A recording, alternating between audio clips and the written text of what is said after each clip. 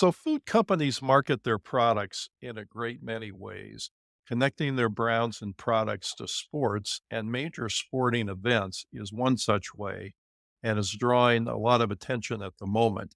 The reason is that the Summer Olympics are underway, which trains attention on a relationship between the International Olympic Committee and its longest running sponsor, Coca Cola, which has been a sponsor of every Olympics since, and get this, 1928.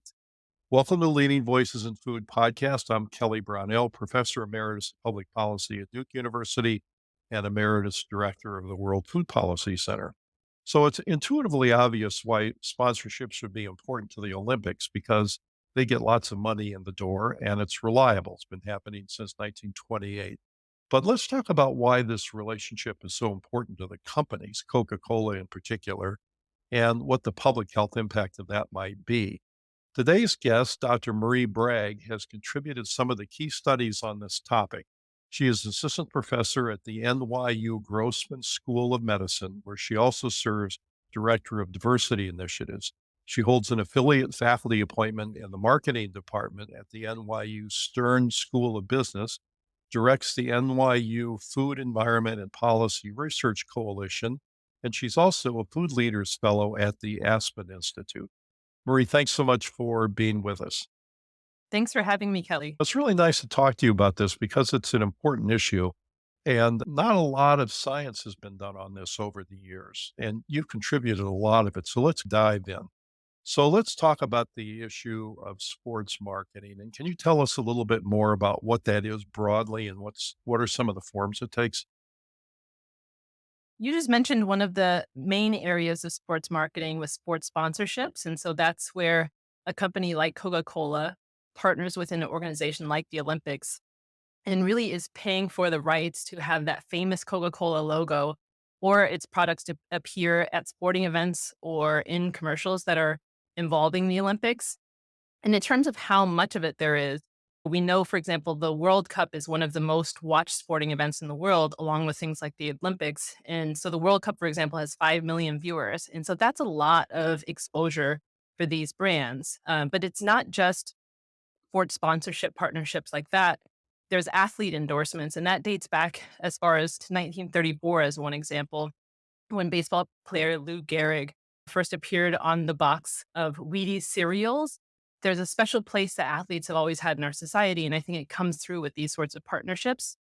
But if we fast forward to today, our lab has even seen these kinds of partnerships appear in video games. And so Nintendo had M&M's, a race car game, a few years back, and NFL Madden, which is a popular video game, even has things like the Snickers player of the game appear within the video game, just like real NFL games. And so what this means is that these pictures of brands and products are peppered throughout kids' experiences when they're playing video games. And then finally, if and probably for anyone who's been in a supermarket, when there's a major sporting event going on, like the Super Bowl or March Madness, it appears on products too in supermarkets. It's peppered throughout our everyday experience in ways we might not always see or appreciate if we're not paying attention. Marie, I like to do sports trivia with some friends of mine, and you've just given me a great question with Lou Gehrig and the Wheaties box in the 1930s. So that's a nice benefit of this podcast. So aside from that, why sports? I mean, the companies could attach themselves to lots of different things, but why do they choose sports, and why is that such a valuable connection for them? One factor ties back into what we were saying about visibility. And so if there are millions of people watching a sport event, it means that there's a lot of tie in for brands to be able to have high visibility for whatever they're endorsing or sponsoring in that moment. And on another level, I think on a deeper level, our society has a really special relationship with sports and professional athletes. And so professional athletes are their own sort of unique category of celebrities that people love to follow and admire. And that means that when a brand associates themselves with a sports organization like the Olympics or a professional athlete, they're buying into a special idea of what it means to be cool, to be fun, and to feel good about the brand. Because when people are watching sports, they're excited. If we think of other categories of life where there are maybe a high number of viewers to a specific televised event, like a presidential debate, that we don't see a lot of sponsorships around that, and maybe it doesn't evoke the same feelings that a sporting event does. I'm expecting that this kind of relationship or attachments or symbolism of the sponsorship from sports might be especially powerful for children. I know if you ask kids what do they want to be when they grow up, a lot of them will say they want to be a baseball player or basketball player, football player, something like that. Does that make sense? I remember reading an article once that said a dad was playing catch with his kid and had spent all these hours with his kid working on pitching.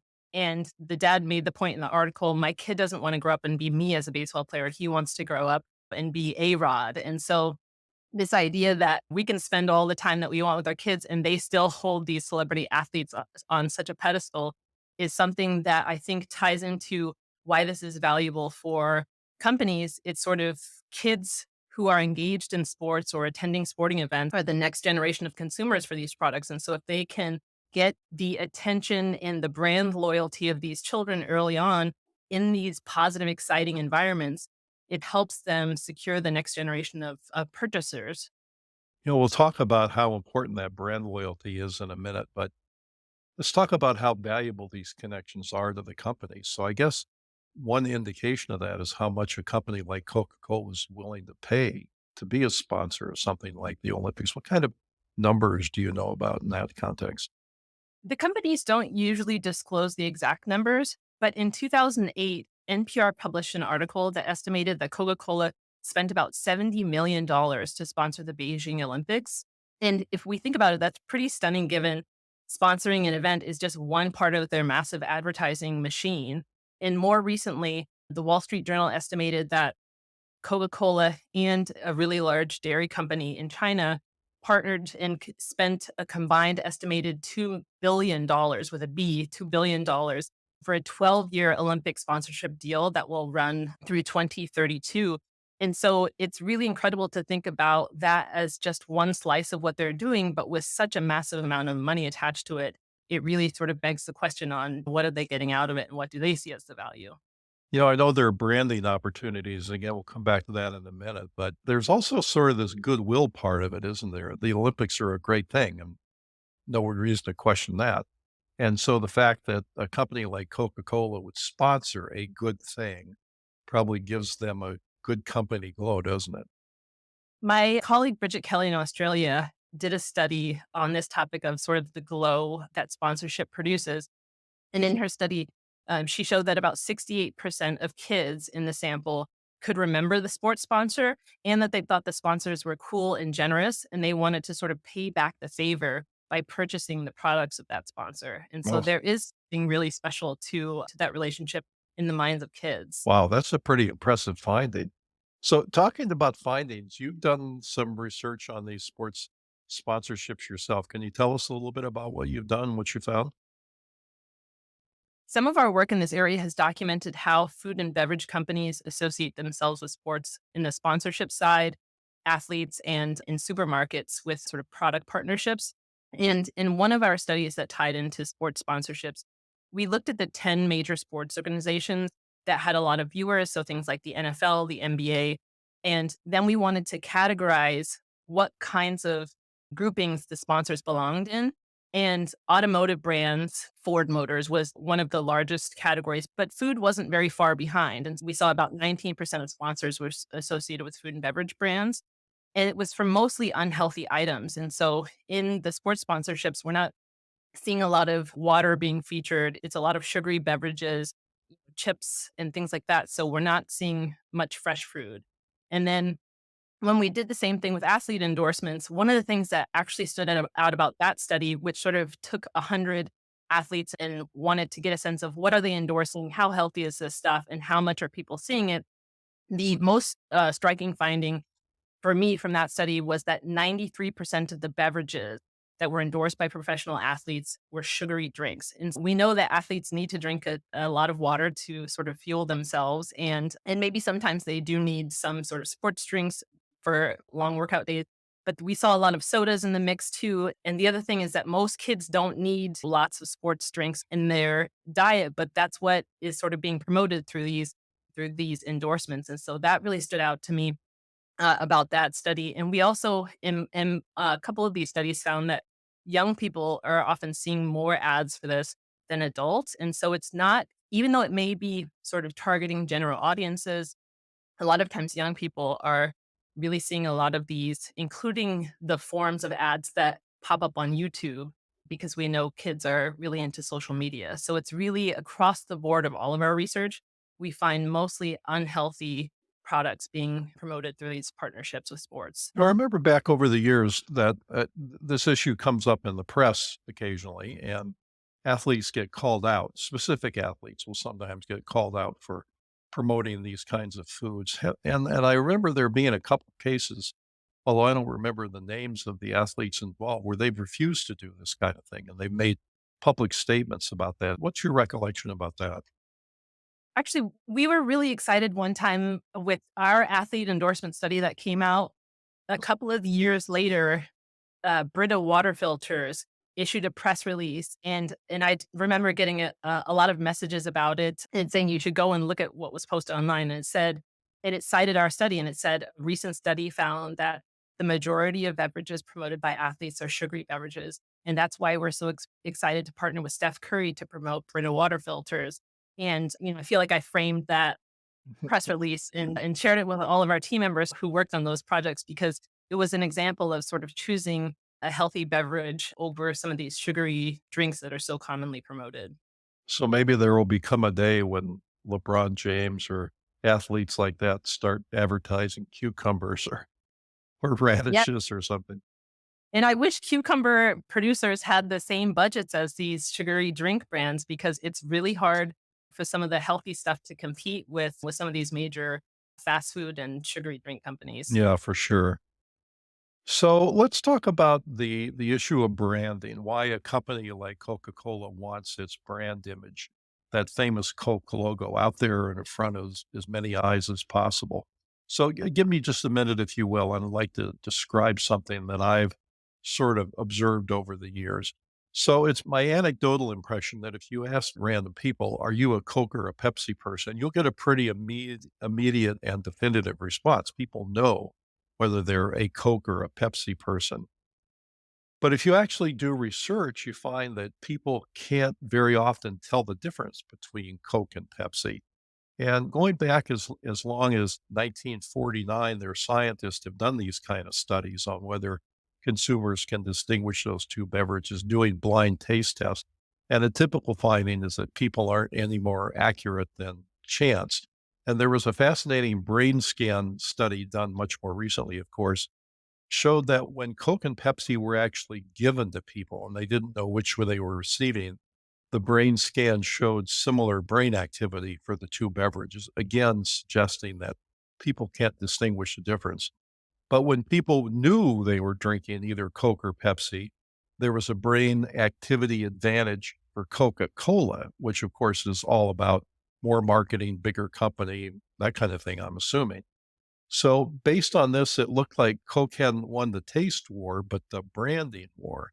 So why in the heck would people feel so strongly that they can tell the difference between these beverages when they probably can't? Now, my own two-bit theory on this is that no one wants to feel like they're a pawn of marketing. So it'd be hard to admit that they favor one brand over another, because then they would feel manipulated. So they have to believe in their own minds there's an objective difference. So my theorizing aside, tell us about the power of a brand as opposed to a product, and how the Olympics is such a golden opportunity for the Coca-Cola brand. When we think about a brand, it's really a combination of feelings, ideas, and the emotions that we tie into what it means to be part of that brand. And as people, and especially as young people, for let's say teenagers, they're in an identity development stage where it's important for them to be adopting brands that are important to them, in part to distinguish themselves from their parents, to fit in with peers, and to start to have a sense of who they are as a person. And one of the ways to do that is to associate with what you like for music, but another piece is brand. So, are you a Coca Cola or a Pepsi person, a Nike or Adidas person? And so that comes with all sorts of adjectives about what it means to be on one side or the other. And so when we think about Coca-Cola as a brand linking up with the Olympics, it's an opportunity to potentially borrow, not only get their brand out there, but potentially borrow from the brand of the Olympics as well. And so in our field, there's something called brand image transfer. And this is the idea that when two companies or organizations partner together, the sort of brand feelings we have about one might bleed over into the other and vice versa.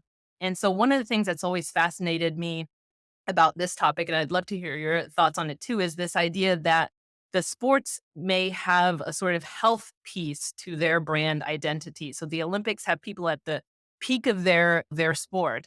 And my question has always been, what does that do to the way people feel about Coke in terms of its healthfulness? And is there some brand image transfer that's happening back and forth that's particularly beneficial for Coca-Cola because of the health component?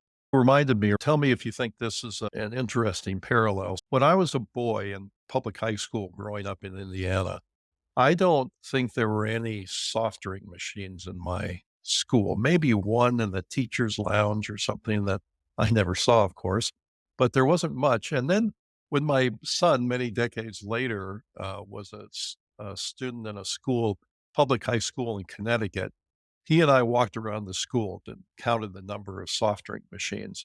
And he was, of course, embarrassed to be walking around the school with his dad. But aside from that, I think we found something like 13 or 14 or 15 machines. I don't remember the exact number, but it was really pretty striking. And I've heard people speculate that the companies don't care that much about what's being sold in those machines because it's not a huge profit center for them, and they have to split the profits with the school somehow. But it's all about the branding, and even the students who aren't buying anything from the machines are walking past them probably many times a day. So what's getting imprinted doesn't have much to do potentially with a specific type of product, but it's just that company's main image. Does that make sense and why those school sponsorships have been so important?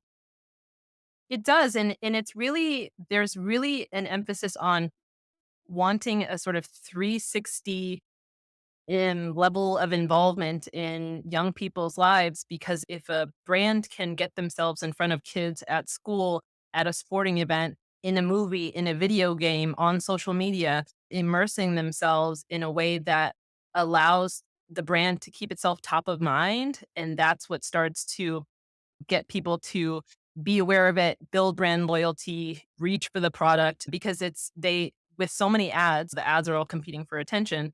But being immersed in schools is just one aspect of that idea of having involvement in as many areas of kids' lives as possible. I think in addition to all the machines, there were tables outside that had Coca-Cola umbrellas, and then the football stadium had a scoreboard that had Coca-Cola that featured prominently on it. So it was like complete corporate capture. It was amazing how many exposures the typical student in that high school in Branford, Connecticut would have had. And that's just in school. I mean, think about all the other things added to that. It's pretty amazing, isn't it? Yes, and Kelly, one of the reasons I got excited about this work was because when I played soccer and ran cross country and track as a kid, everything there were so many instances where everything was most things were sponsored. There were so many instances where unhealthy food products were linked with the sport. So we were the Snickers state champions of the state of Florida in soccer. I was a Wendy's high school nominee winner, let's be clear. And every brand that I have so many patches at home with fast food or sugary drink logos on them right alongside. And then, probably not coincidentally, I remember when I was a really young kid and we were painting a piece of wood in the backyard. And drew the Coca Cola logo with a soccer ball and a basketball next to it. And looking back, I'm like, first of all, what a odd kid I must have been to be drawing Coca Cola. But to your point, I was really immersed in it and Coke was top of mind. So let's talk about what might be done about these things. So it's pretty challenging. Oh, by the way, before I get to that question, I wanted to ask you another. The kind of sports sponsorships that you talked about being exposed to when you were young, that kind of thing's happening outside the US a lot too, isn't it? It is. So The sports sponsorship outside of the US is really one of the big ones that comes to mind is McDonald's involvement in the World Cup. But we see a lot of international presence with brands, whether it's through social media and the way that they'll sort of take local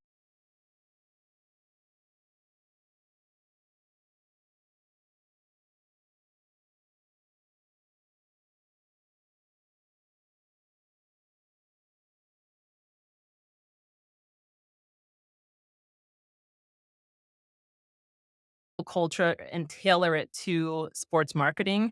And I remember being on a trip to Trinidad with my family. My mom's family is from Trinidad.